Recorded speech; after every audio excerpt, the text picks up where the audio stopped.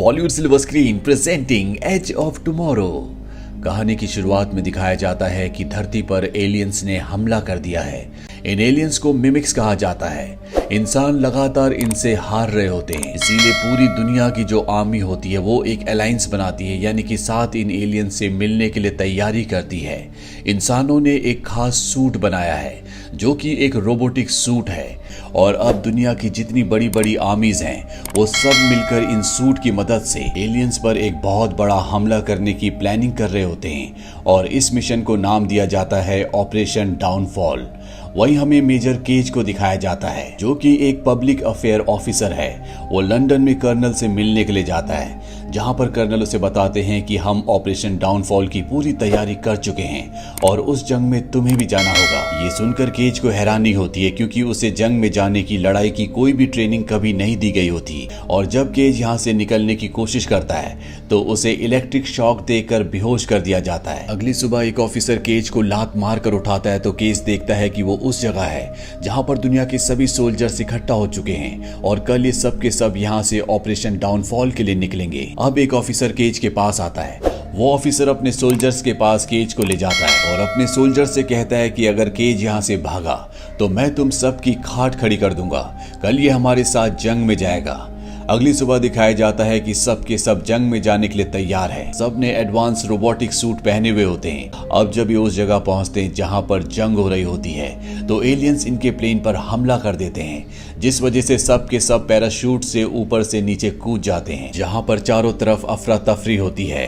तभी केज और उनके साथियों के ऊपर भी मिमिक्स यानी कि एलियंस हमला कर देते हैं। वो केज के सभी साथियों को मार देते हैं। अब केज के सामने एक मिमिक होता है, लेकिन वो उस पर फायर नहीं कर पा रहा होता क्योंकि उसके सूट की सेफ्टी नहीं हट रही होती, और जब तक सूट की सेफ्टी नहीं हटेगी वो उसके वेपन्स को यूज नहीं कर सकता। पर इससे पहले कि वो मिमिक केज को मारता, केज के सूट की सेफ्टी हट जाती है और वो उस एलियन को यानी कि मिमिक को मार देता है। लेकिन उसकी खुशी उसके साथ बहुत ज्यादा देर तक नहीं रहती।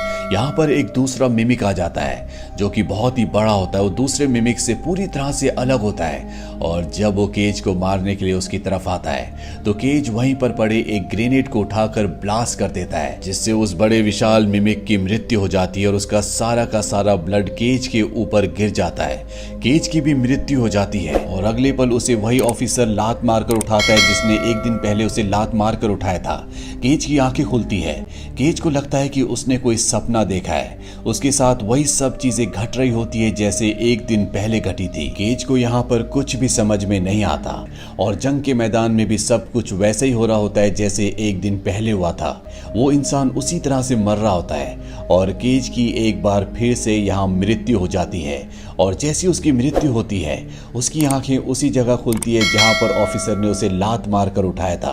केज उठने के बाद उसे सब कुछ बताता है कि मेरे साथ कुछ बहुत अजीब हो रहा है। वो उसे सब कुछ एक्सप्लेन करना चाहता है, लेकिन वो ऑफिसर केज की किसी बात पर विश्वास नहीं करता। हाँ, केज अपने साथियों को बचाने की कोशिश करता है क्योंकि उसे सब कुछ पता होता है कि कौन कैसे मरने वाला है। वो कई लोगों को बचा भी लेता है, पर मिमिक्स इतने ज्यादा होते हैं कि उसकी हर बार मृत्यु हो जाती है। इसीलिए उसे सब कुछ पता होता है कि कौन सा मिमिक कहां से आने वाला है, कब किसकी मौत होने वाली है। और इसी जंग में एक बहुत बड़ी वॉरियर होती है जिसे एंजल ऑफ वर्डन भी कहा जाता है, क्योंकि पिछली लड़ाई में उसने बहुत सारे मिमिक्स को मारा था। और पिछली वर्डन की लड़ाई में जो इंसानों को जीत मिली थी उसमें इस सोल्जर का, जिसका नाम सार्जेंट रीटा है, उसका एक बहुत बड़ा हाथ था।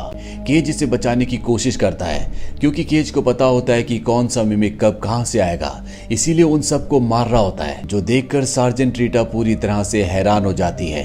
और वो केज को कहती है कि इस बार जब तुम उठोगे तो मुझे ढूंढकर मेरे पास आना। और केज एक बार फिर से उसी जगह पर उठता है जहां पर उसे ऑफिसर लात मार कर उठाता है, लेकिन किसी तरह से वो सार्जेंट रीटा के पास पहुंच जाता है। सार्जेंट रीटा उसे नहीं पहचानती, पर केज जब उसे बताता है कि जो लड़ाई कल होने वाली है वहीं पर तुमने मुझे कहा था कि जब मैं जाग जाऊं तो मेरे पास आना, और केज को अपने साथ एक साइंटिस्ट के पास ले जाती है जो मिमिक एलियंस के ऊपर बहुत रिसर्च कर चुका होता है। केज को यहाँ पर कुछ भी समझ में नहीं आ रहा होता, इसीलिए वो इनसे पूछता है कि मुझे बताओ कि मेरे साथ हो क्या रहा है। इसके बाद साइंटिस्ट उसे समझाता है कि जिन मिमिक्स को हम अलग अलग समझ रहे हैं, यानी कि ये एक बहुत बड़ा जीव है, और जिस एलियन जीव को तुमने सबसे पहले मारा मारा था जो कि मिमिक्स से अलग था उसे अल्फा कहा जाता है, जो 60,000 मिमिक्स के बाद एक होता है। इन सभी एलियंस का एक दिमाग है जिसे ओमेगा कहा जाता है और अल्फा ओमेगा से यानी कि सभी एलियंस के दिमाग से जुड़ा हुआ होता है।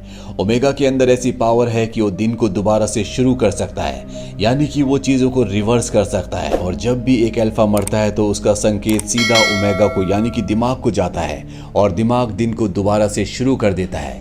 जब तुमने एक अल्फा को मारा था, उसका रक्त तुम्हारे ऊपर गिरा था, तो तुम भी ओमेगा से यानी कि दिमाग से जुड़ गए। इसीलिए जब भी तुम मरते हो तो उसका संकेत सीधा ओमेगा को जाता है और वो दिन को दोबारा से शुरू कर देता है।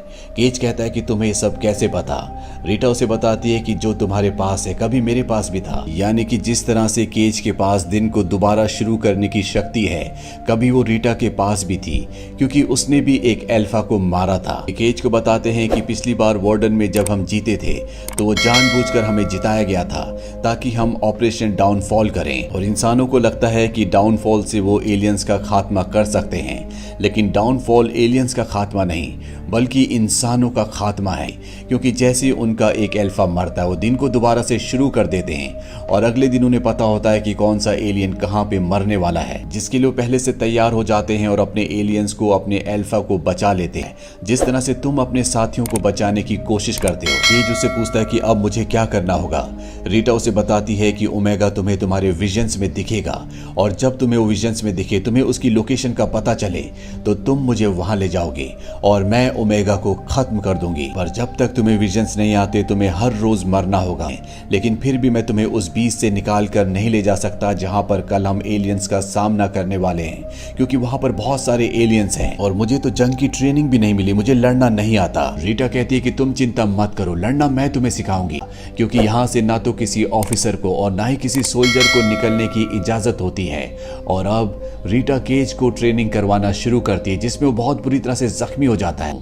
रीटा यहाँ पर उसे वार्निंग देती है और कहती है कि कभी भी तुम जख्मी हो जाओ या घायल हो जाओ तो तुम्हें अपने आप को मारना होगा, क्योंकि अगर तुम्हारी बॉडी में ब्लड चढ़ा दिया गया तो तुम्हारी शक्तियां खत्म हो जाएंगी, यानी कि ओमेगा से तुम्हारे दिमाग का जो कनेक्शन है वो टूट जाएगा, और ऐसा हुआ तो तुम्हारी मौत पर ओमेगा कभी भी दिन को दोबारा शुरू नहीं करेगा। पिछली लड़ाई में मेरे साथ भी यही हुआ था, मैं जख्मी हो गई थी और जब मुझे होश आया तो मेरी बॉडी में ब्लड चढ़ा दिया गया था, जिस वजह से मेरी शक्तियां खत्म हो गई है। और रीटा हर बार उसे मार देती है और एक दिन उसे विजन्स आ जाते हैं, वो देख लेता है कि ओमेगा कहां पर है। बस इनके सामने एक ही चैलेंज होता है कि इन्हें जंग के मैदान से निकलना होगा। ये वहां से निकलने की बहुत बार कोशिश भी करते हैं, पर हर बार सार्जेंट रीटा की मौत हो जाती है, जिस वजह से बार बार केज अपने आप को मार देता है। ये कई महीनों से एक साथ है, इसीलिए केज को रीटा से प्यार हो जाता है, लेकिन रीटा के पास पिछली यादें नहीं होती, इसीलिए उसके दिल में केज के लिए कोई भी फीलिंग्स नहीं होती। अब एक दिन केज वहां से रीटा को निकाल लेता है और ये लगातार आगे बढ़ते चले जाते हैं, लेकिन रास्ते में इनकी गाड़ी का पेट्रोल खत्म हो जाता है। ये पैदल जाते हुए एक घर तक पहुंच जाते हैं जहां पर एक हेलीकॉप्टर भी होता है, पर उसकी चाबी वहां पर नहीं होती। ये दोनों के दोनों अंदर आ जाते हैं। केज रीटा से कहता है कि तुम घायल हो, तुम कुछ देर आराम करो, उसके बाद मैं तुम्हारे लिए कॉफी बनाती। वो रीटा के लिए कॉफी बनाकर लाता है और जब वो उसकी कॉफी में एक शुगर डालता है तो वो कहता नहीं, तुम 2 शुगर के पैकेट लेती हो। ये सुनकर रीटा समझ जाती है कि हम यहाँ पर कई बार आ चुके हैं। वो उससे चाबी मांगती है, केज उसे चाबी देता है। इस बात से उसे गुस्सा आता है कि इसके पास चाबी थी और वो जाकर हेलीकॉप्टर में बैठ जाती है। केज उसे कहता है कि यहाँ पास में मिमिक्स है, जैसे तुम हेलीकॉप्टर स्टार्ट करोगी मिमिक्स तुम पर हमला करेंगे और तुम्हें मार देंगे।